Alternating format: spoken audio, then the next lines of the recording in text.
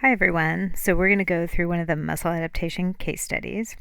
So we have a 54-year-old male who wants to get in shape.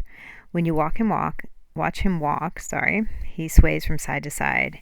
And in this instance, we are going to say that he is swaying to the right. And so you need to figure out what muscle might be affected, what exercises will you suggest, and what adaptation do you want. And we'll go over all of those one by one. Oh crap. All right, I'm going to start over. So we have our person walking towards us, and they are swaying to the right. And what this slide is telling us is that this abductor lurch, as they're calling it, is toward the affected painful hip. And so we're going to assume that the problem is on the right side. And we can also justify that looking at torques. So as you're on your stance foot, you are basically trying to take this external force, or your body weight, and maintain it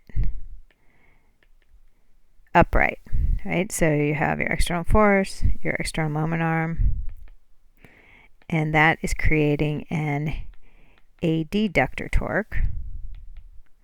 So what is countering that would be our muscle force, or our internal force, times this very small moment arm, your IMA, and that is creating an abductor torque. All right, and so if the problem is on the right side, it is one of your abductors, and your abductors are your gluteus medius and gluteus minimus. And so we're going to identify those as the affected muscles, and specifically on the right side. So now that we know it's our gluteus medius, we need to decide whether we want, what kind of adaptation we're looking for. And so we have two adaptations in muscle. So we can either get sarcomeres, it's all about the sarcomere, right?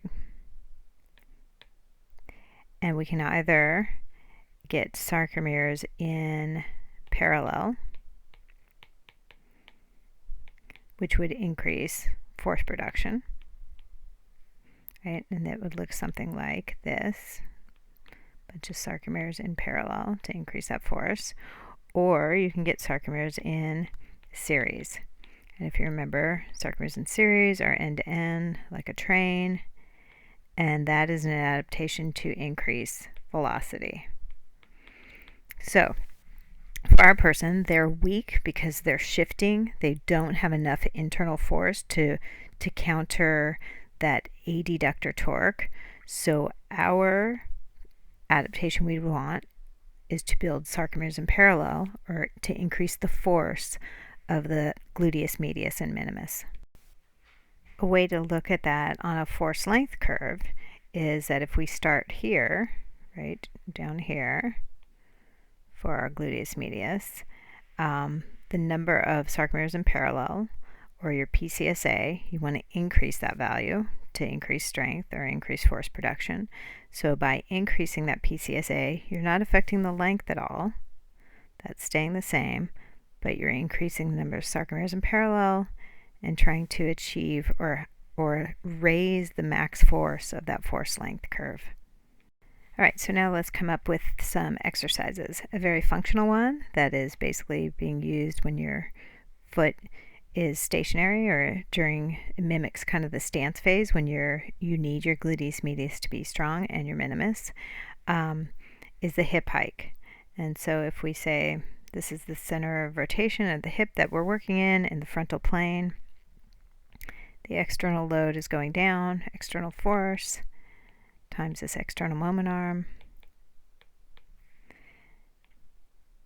and you are going into, that's creating an adductor torque, and your gluteus medius and minimus are creating the internal force times that small internal moment arm, and countering with an abductor torque. Another exercise could be using an exercise band and working your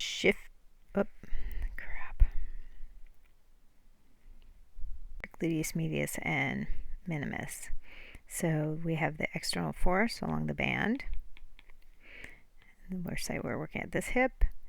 So you have this external moment arm, and that is pulling your hip into adduction.